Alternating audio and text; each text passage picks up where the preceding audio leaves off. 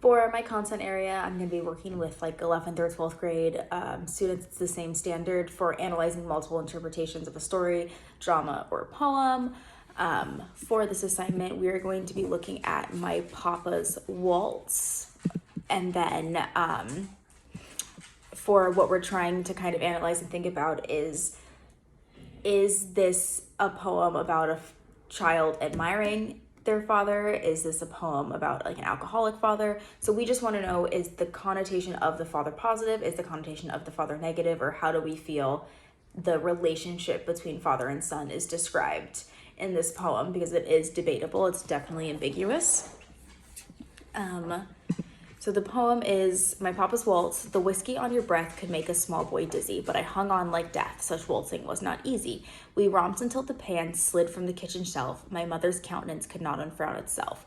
The hand that held my wrist was battered on one knuckle. At every step you missed, my right ear scraped a buckle. You beat time on my head with a palm caked hard by dirt, then waltzed me off to bed, still clinging to your shirt.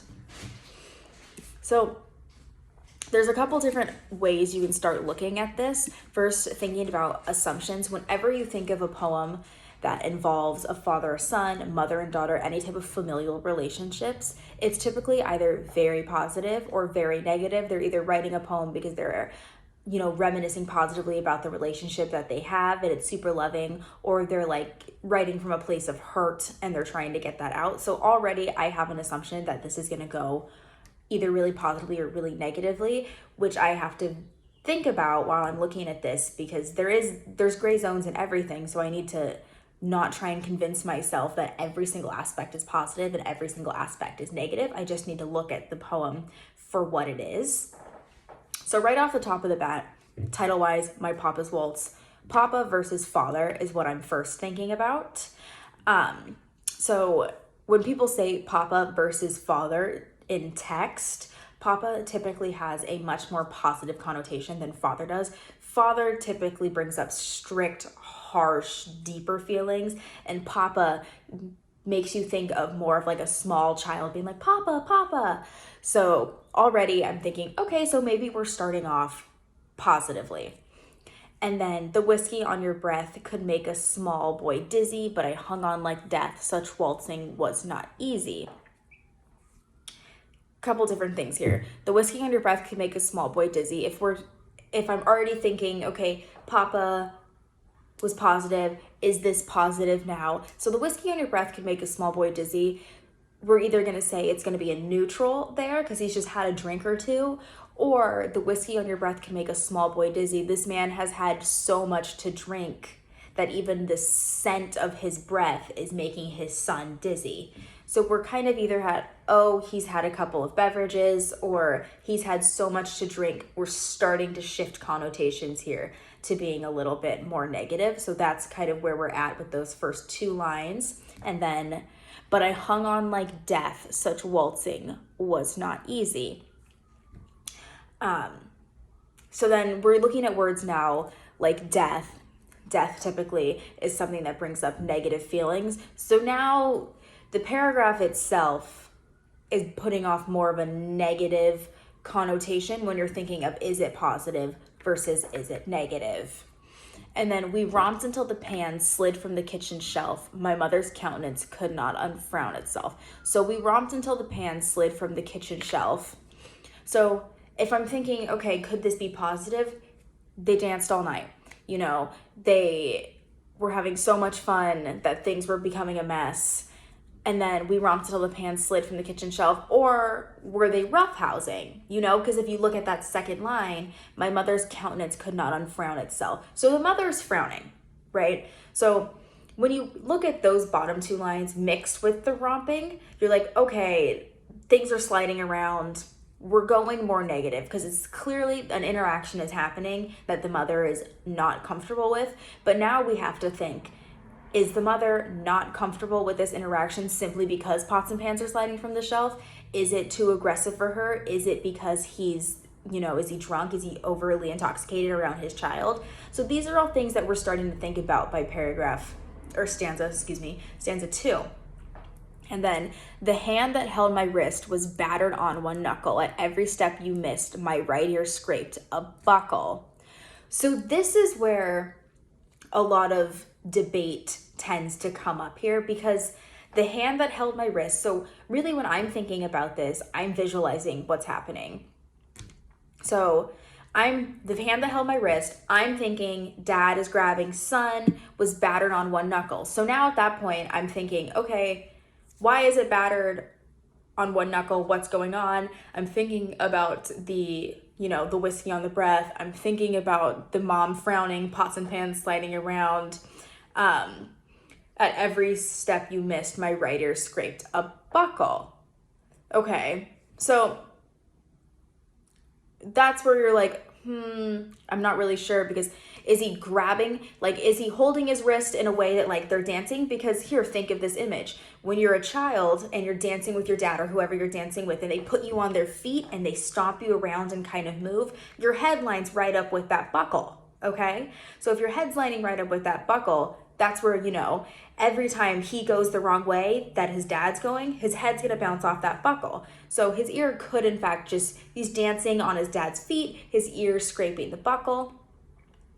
Or do we have a battered knuckle, ear scraped on a buckle?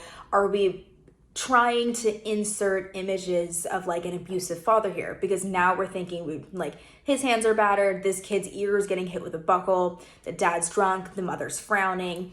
Like, those are things we're thinking about. Or is this simply dad comes home, has a couple of beverages, this kind of like cute waltzing moment happens, kid's just bouncing around on his dad's feet and keeps bumping into his buckle.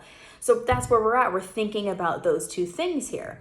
And then you beat time on my head with a palm caked hard by dirt, then waltz me off to bed, still clinging to your shirt.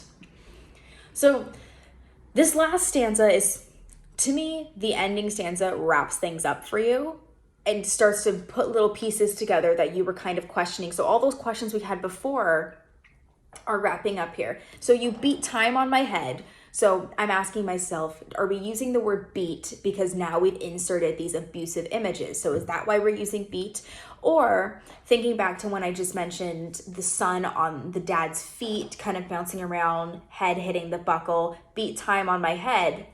Beating time is like this, like, is the kid waltzing on his dad's feet and he's tapping on his head to the music? Because that's a cute little image, very different than grasping battered knuckles, buckle to the kid, very different. And then with a palm caked hard by dirt, then waltz me off to bed, still clinging to your shirt. So clearly dad has dirty hands. That we're going to talk about that in just 1 second, because that's what really shifted a third thought process for me. And then waltz me off to bed, still clinging to your shirt. He's putting the kid to bed. The kid doesn't want to go to bed. Why does the kid not want to go to bed? Is he having too much fun? Is he scared? That's what we're asking. So the first two kind of thought process we looked at were simply saying positive, negative. So this is we either are deciding, like, is this a cute story about a son having this dancing moment with his dad getting home from work and it's all fun and games? Maybe mom's annoyed because it's interrupting the bedtime routine. That's why we're getting that frown, or is it more of like an abusive situation and we're talking about this waltz, waltz maybe not actually being a waltz, but being this like, just a routine, because, a waltz is a dance routine. Are we looking at the waltz as a possible routine of, dad getting home and being overly drunk and being abusive with his son? Because that's a possible option. But now I want to offer a third kind of thought process here, is going back to that last stanza, that second line, with a palm caked hard by dirt. That changed a little bit of my thoughts for me as I was reading this poem. So with the palm caked on by dirt, now I'm thinking dad's blue collar. Dad is a blue collar worker, does something labor intensive all day, and that kind of, the idea of what you think of a labor intensive job being, think of like an old school miner or anything. It's not uncommon to go after work and have a drink or two. So now I'm thinking, I have a different image of dad. I have, instead of like dad coming home just overly intoxicated. We don't know why. Is there an alcohol issue in the family? I'm thinking with palms caked hard by dirt, dad works a blue-collar labor job all day, goes out with the coworkers after work, grabs a beverage or two, comes home. The whiskey on your breath can make a small boy dizzy.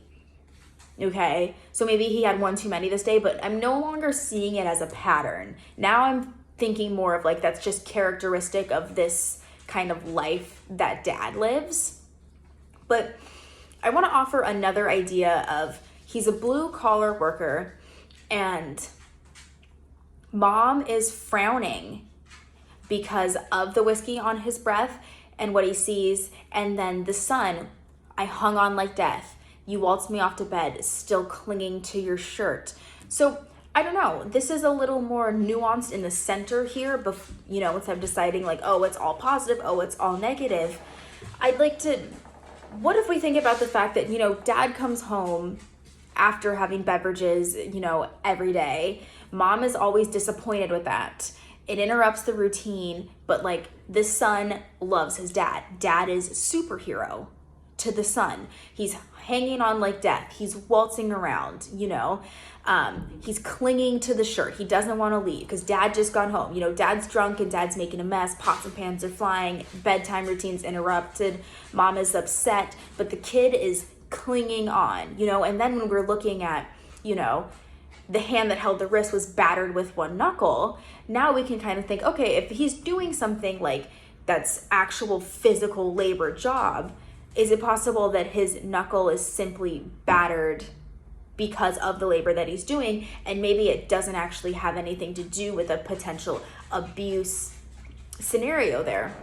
So that's kind of like a third thought process you can go there, which is a little bit kind of interesting, because then it just turns, instead of, like I said, an entirely positive situation of like a fun dad versus like an abusive dad, we have this like kind of fun but like kind of concerning if the son is entirely looking up to this figure who's coming home drunk every day and maybe not abusive, but is coming home like intoxicated, and pots and pans are flying off the handle, and mom being mom doesn't want her son to see that every day, So it's like if they're waltzing around roughhousing enough to where pots and pans are flying, even though, dad's having a good time, son's having a good time, mom's frowning, and maybe she's not frowning because like there's an abusive situation going on. Maybe she's frowning because she's thinking like, I don't want my son to like take part in my in Papa's waltz.